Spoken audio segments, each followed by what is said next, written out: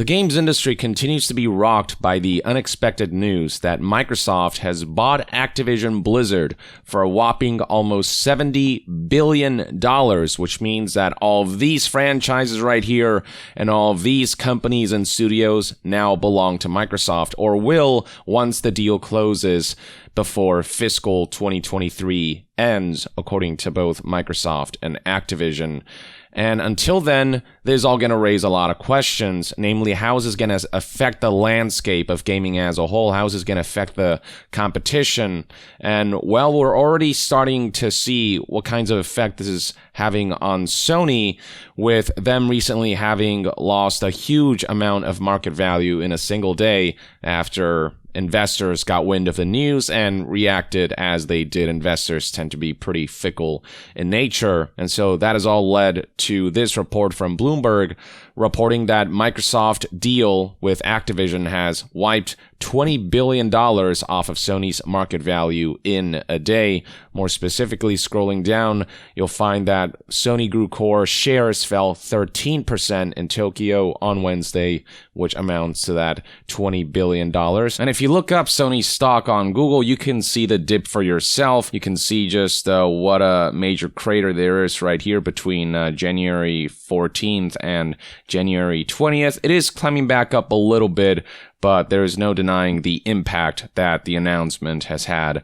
on Sony's market value. Not an insubstantial amount, but certainly something that can be recovered as long as Sony and PlayStation continue to perform well with console sales and software sales. And given how many exclusives and awesome games PlayStation's got coming out this year, I have a little doubt that, Sony performance-wise, in terms of the PlayStation aspect of their business, they're not in any trouble per se, but the competition is certainly getting a lot more intense. And so you've got analysts saying stuff like Sony will have a monumental challenge on its hands to stand on its own in this war of attrition, with Call of Duty now most likely to be added exclusively to the Game Pass roster. The headwinds for Sony are only going to get tougher. And with Call of Duty being one of the most popular gaming franchises in the world, the prospect of that series coming exclusively to Xbox and PC, and it being a day one Game Pass release, is going to have a significant impact on this landscape. Another analyst said Sony will struggle to match Microsoft in terms of money it can spend to buy popular game IP. Indeed, Sony might be a multi-billion-dollar corporation, but Microsoft is in another league of its own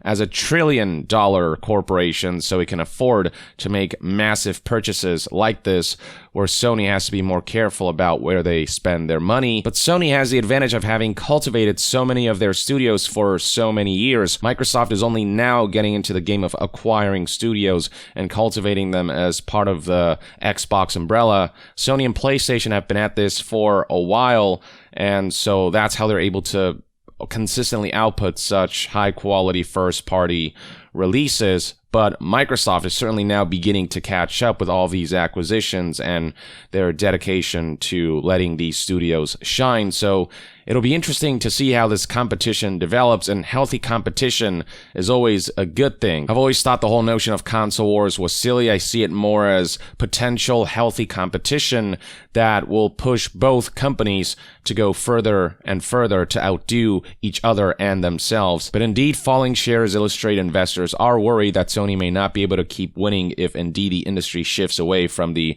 hardware-based model, referring to how Xbox does have a head start on Game Pass, which is a supplement to traditional gaming that serves as a Netflix for games, where you can not only locally download them to your hardware, but you can also stream them via the cloud, or at least that's where Microsoft is headed with this, essentially having everything under one banner, both local hardware gaming and cloud gaming, and both the subscription model of Game Pass and the traditional. And while only time will tell how the Game Pass endeavor will ultimately pan out, so far the results have been very positive, with Microsoft having recently reported that Game Pass is at 25 million subscribers, and that number is only bound to go higher as all of these franchises from studios recently acquired by Microsoft release on Game Pass on day one for a very reasonable monthly price point. But at the end of the day, what sells is quality, and as long as Sony and PlayStation continue to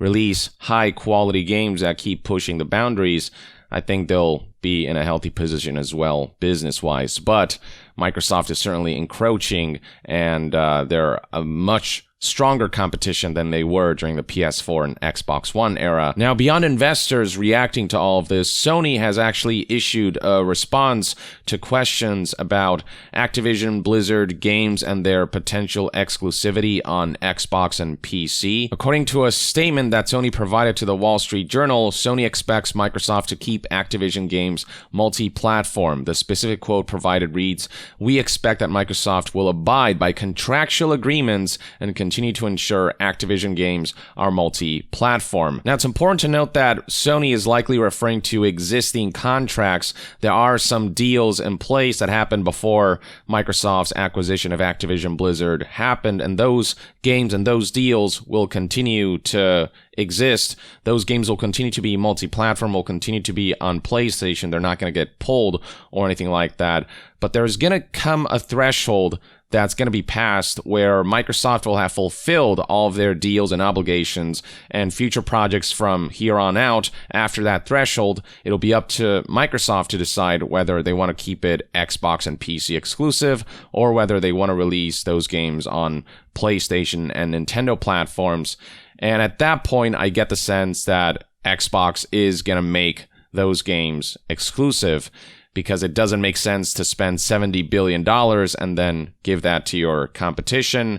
And sure, it could be argued that Xbox could generate sales by releasing their games on PlayStation and Nintendo platforms, but their goal is to raise the value of Xbox Game Pass, and there's no better way to do that than by promising all of these games will be out on Game Pass on day one for that low monthly fee, and that you can only get those games on Xbox and PC. Activision has also confirmed that existing contractual obligations will be fulfilled. In an article by GamesIndustry.biz, it was reported that Activision has also confirmed that it will not be removing any games from other platforms as a result of the deal. In an employee FAQ filed with the U.S. Securities and Exchange Commission, the firm said it will honor all existing commitments post-close, existing being the key word. Anything past that, any new games, any new deals that crop up following Microsoft's full acquisition of Activision Blizzard, it will be up to Microsoft, and I just don't see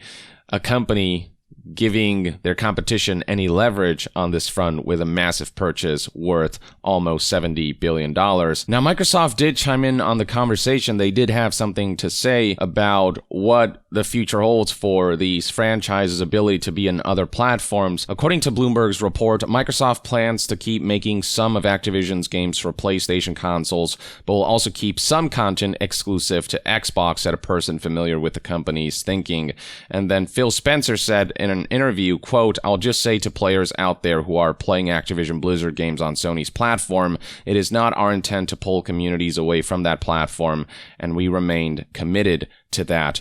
Now, notice how he's speaking in the present tense. For those who are playing Activision games right now, Activision Blizzard games right now on Sony's platform, those games will not be taken away, but future games that have not been released on Sony's platform, what of them? Spencer hasn't strictly commented, but it seems fairly obvious that they're going to go the exact same route that they did when they acquired Bethesda, where they're going to honor current existing contracts and obligations, like how Deathloop, despite it being a Bethesda published game, thereby making it a Microsoft and Xbox IP, released as a timed exclusive for PlayStation, because there was already a deal in place for this title. And so this is one of those strange situations that happened in transition. But outside of situations like these, we have seen Microsoft confirm that upcoming Bethesda games like Starfield and Elder Scrolls 6 will be Xbox and PC exclusive,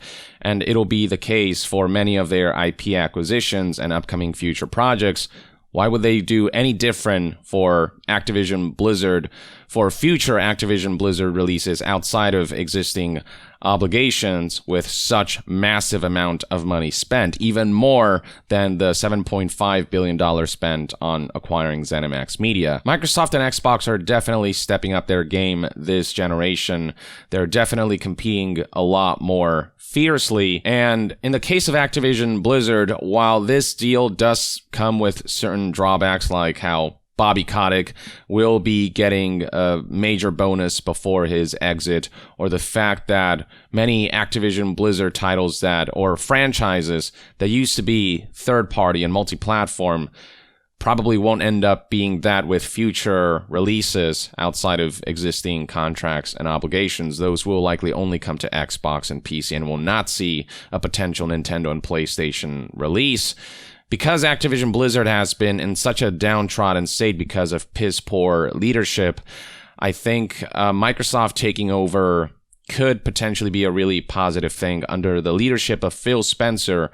I think hopefully Activision Blizzard can make a major turnaround both in its culture and in its quality of game releases, where it's no longer Bobby Kotick demanding that they release billion-dollar hit after billion-dollar hit at a rate that is just unreasonable. Hopefully Microsoft will give them enough autonomy while being hands-on enough to hold, leaders at Activision Blizzard accountable. Microsoft and Xbox will have their work cut out for them to get Activision Blizzard back into shape and to organize all of this into a cohesive, well-oiled machine that releases high-quality games in a well-paced fashion, but they certainly are taking the endeavor very seriously, given how massive this purchase was and how committed they are to this. So it'll be interesting to see how all of this plays out, whether Sony will be able to keep up with Microsoft's aggressive business tactics with this generation of consoles. But for now, I think we're going to get really great games from both companies. I think we're going to start seeing healthier competition. And already we're seeing positive signs under Phil Spencer's leadership of Activision Blizzard. He's already said that he's committed to addressing the workplace issues at Activision Blizzard, stating that I believe the leaders there believe in the opportunity they have in their plan, noting his confidence the issues will be resolved. We're definitely going to hold you to that, Phil. We'll see what happens in time. And he's also expressed excitement about reviving old, long dormant IPs. He said, I was looking at the IP list. Let's Go, King's Quest, Guitar Hero. I should know this, but I think they got Hexen. The way the Washington Post put it is that Spencer's excitement may have mirrored the enthusiasm of a StarCraft player noticing the long dormant franchise's logo in Microsoft's acquisition announcement. Franchises that Bobby Kotick would never touch because they're, not profitable enough, not monetizable enough, whatever. We might see a complete 180 on that with Phil Spencer, who seems a lot more open about revisiting these old franchises, modernizing them, and bringing the most out of them, and keeping a community who have been disillusioned by how some of these franchises have been treated happier than they would have been under Bobby Kotick's continued leadership. On that topic, Phil Spencer added this: we're hoping that we'll be able to work with them when the deal closes to make sure we have resources to work on franchises that I love from my childhood and that the teams really want to get. I'm looking forward to these conversations. I really think it's about adding resources and increasing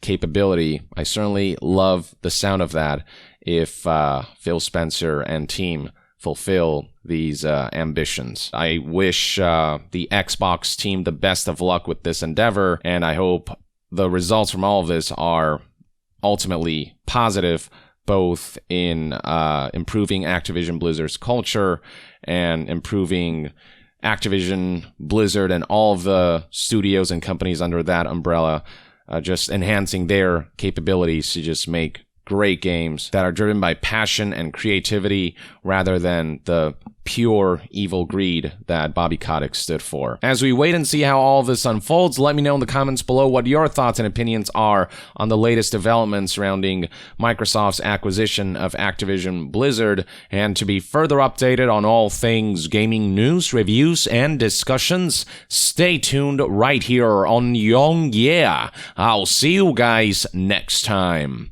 Young out.